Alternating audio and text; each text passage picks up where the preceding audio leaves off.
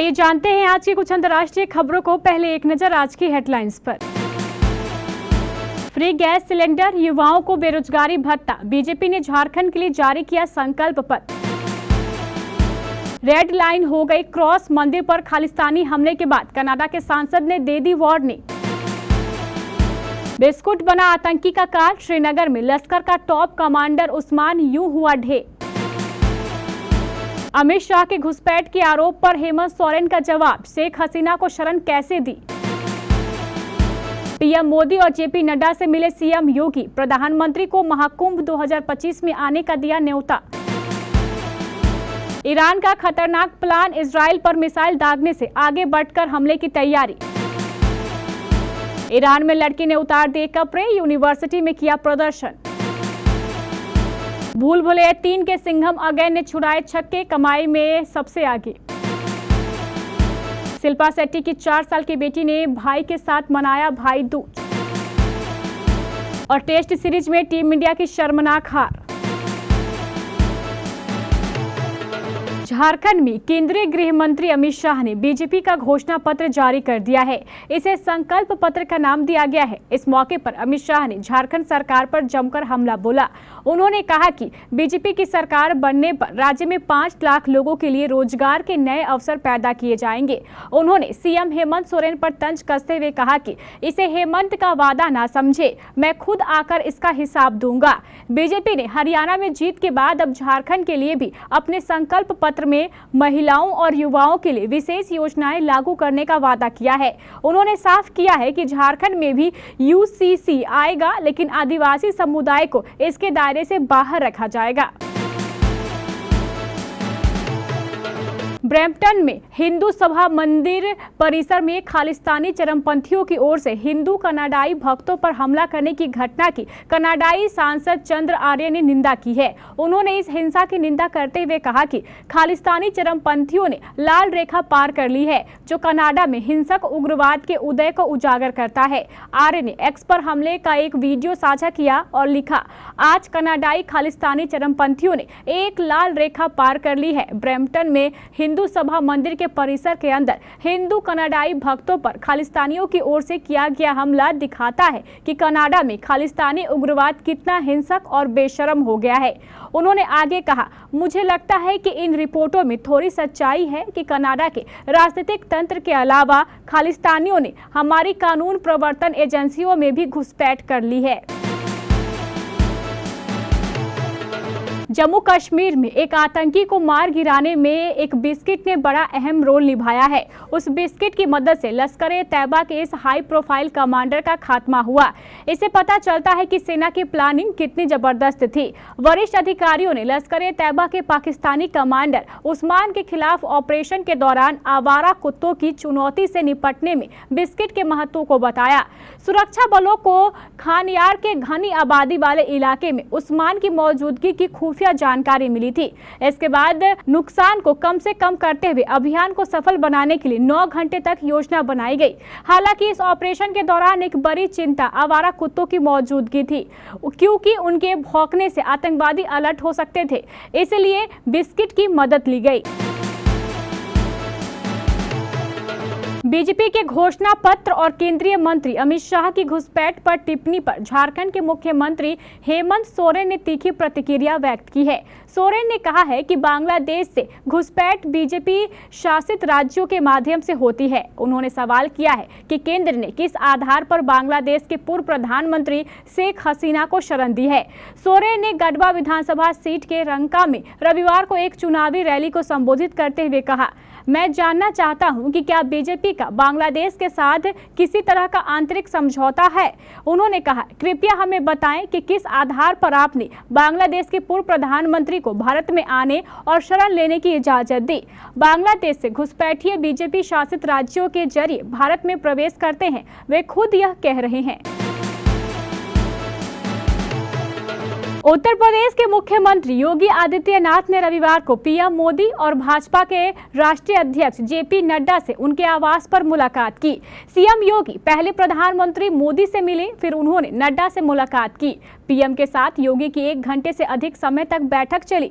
सूत्रों ने बताया है कि सीएम योगी ने प्रधानमंत्री मोदी को महाकुंभ 2025 के लिए प्रयागराज आने का न्योता दिया। सूत्रों ने आगे बताया है कि योगी और नड्डा ने राज्य में होने वाले आगामी उपचुनाव पर भी चर्चा की। 7 लोक कल्याण मार्ग पर हुई यह मुलाकात 4 जून को लोकसभा चुनावों के नतीजों के बाद दोनों नेताओं के बीच पहली आमने सामने की चर्चा है। सीएम का यह दौरा 13 नवंबर को होने वाले महत्वपूर्ण उपचुनावों से कुछ दिन पहले हुआ है। ईरानी सेना इजराइल के 26 अक्टूबर के हमले का जवाब देने के लिए तैयारी कर रही है और इस बार उसका अटैक पहले से कई ज्यादा घातक होगा। ईरान इस दफा पिछली बार इस्तेमाल की गई बैलिस्टिक मिसाइलों से आगे बढ़ते हुए ज्यादा घातक हथियारों का इस्तेमाल इजराइल के खिलाफ करेगा। अमेरिकी अखबार वॉल स्ट्रीट जर्नल में ये दावा किया गया है। अखबार ने ईरानी अफसरों के हवाले से की गई रिपोर्ट में ये कहा है। वॉल स्ट्रीट जर्नल का दावा है कि उसे ईरानी और अरब अधिकारियों ने इजराइल पर हमले की योजना के बारे में जानकारी मिली है। इन अधिकारियों ने बताया है कि ईरान लगातार इजराइल पर हमले की तैयारी कर रहा है। वो अपने हमले में ज्यादा शक्तिशाली और खतरनाक हथियारों का इस्तेमाल करने जा रहा है। ये हथियार उसकी ओर से पिछले 2 महीनों में इस्तेमाल नहीं किए गए हैं। ईरान एक ऐसा देश है जहां महिलाओं के कपड़ों को लेकर सख्त कानून बने हुए हैं। ईरान में महिलाओं को सिर पर स्कार्फ पहनना और पूरे ढीले ढाले कपड़े पहनना अनिवार्य है। इस कानून के बावजूद हाल ही में एक मामला सामने आया है जहां महिला ने प्रोटेस्ट करने के लिए पब्लिक प्लेस पर कानूनों का उल्लंघन करने के लिए अपने कपड़े उतार दिए। महिला छात्र के साथ Tehran Azad university of science और रिसर्च में हादसा हुआ है। विदेशी मीडिया के मुताबिक नैतिक पुलिस ने महिला को परेशान किया और उसका हिजाब और कपड़े फाड़ दिए। इसी के बाद महिला ने यूनिवर्सिटी के बाहर प्रोटेस्ट किया। वहीं एक और मीडिया रिपोर्ट का कहना है कि महिला ने ड्रेस कोड के मुताबिक कपड़े नहीं पहने थे। इसी के चलते नैतिक पुलिस ने उसको चेतावनी दी और महिला ने प्रोटेस्ट करना शुरू कर दिया। दिवाली से ठीक 1 दिन बाद यानी बीते शुक्रवार बॉलीवुड की 2 बड़ी फिल्में सिंघम अगेन और भूल भुलैया 3 सिनेमाघरों में रिलीज हुई। दोनों ही फिल्मों से लोगों को काफी उम्मीदें थी। माना जा रहा था कि दिवाली वीकेंड के चलते इन्हें बम्पर ओपनिंग मिलेगी। ऐसा ही हुआ भी। दोनों ने पहले दिन की अच्छी शुरुआत की। अब दोनों ही फिल्मों को रिलीज हुए 3 दिन पूरे हो गए हैं, यानी पहला वीकेंड टेस्ट पार कर लिया गया है। ताबड़तोड़ कमाई करते हुए दोनों ही फिल्मों ने 100 करोड़ कमाई का आंकड़ा पार कर लिया है। वीकेंड टेस्ट में दोनों ही पार होती दिख रही हैं, लेकिन कमाई के मामले में अजय देवगन की फिल्म कार्तिक आर्यन से काफी आगे निकल गई है, जिसे पीछा करना अब काफी मुश्किल होने वाला है। तीसरे दिन के आंकड़ों के साथ दोनों ही फिल्मों ने कितनी कमाई की है ये आपको बताते हैं।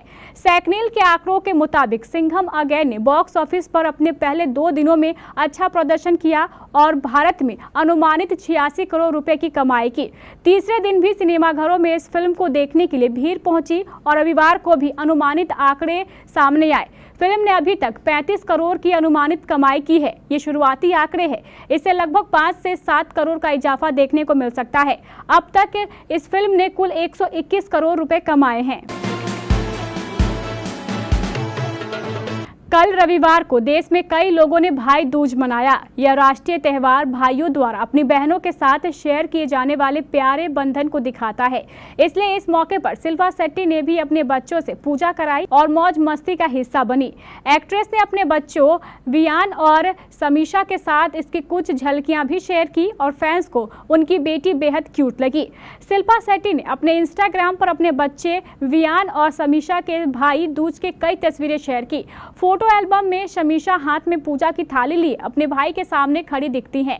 प्रथा के अनुसार उसने पूजा किया और फिर वियान ने उसे मिठाई खिलाई। भाई बहन गले मिले और कैमरे के सामने पोज भी दिया।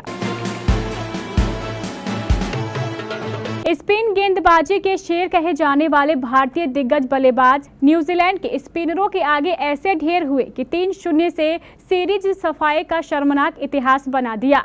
वानखेड़े की जबरदस्त रूप से स्पिन हो रही पिच पर भारतीय बल्लेबाज रविवार को 147 रन के लक्ष्य को नहीं छू पाए। टीम 29.1 ओवर में महज 121 रन पर सिमट गई और 25 रन से तीसरा टेस्ट गंवा बैठी। भारतीय टीम 24 वर्ष बाद घर में सीरीज के सभी टेस्ट हारी है। इससे पहले दक्षिण अफ्रीका ने भारत से वर्ष 2000 में 2 टेस्ट मैच की सीरीज 2-0 से जीती थी।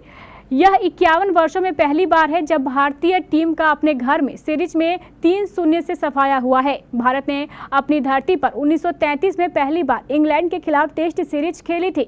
भारतीय दिग्गज बल्लेबाजों ने न्यूजीलैंड के ऐसे स्पिनरों के आगे समर्पण किया जिन्होंने अब तक टेस्ट क्रिकेट में 100 विकेट का आंकड़ा भी नहीं छुआ है। 3 वर्ष पूर्व वानखेड़े में एक पारी में 10 विकेट लेकर मैच में कुल 14 विकेट लेने वाले एजाज पटेल एक बार फिर यहां की पिच पर भारतीयों के लिए मुसीबत बने।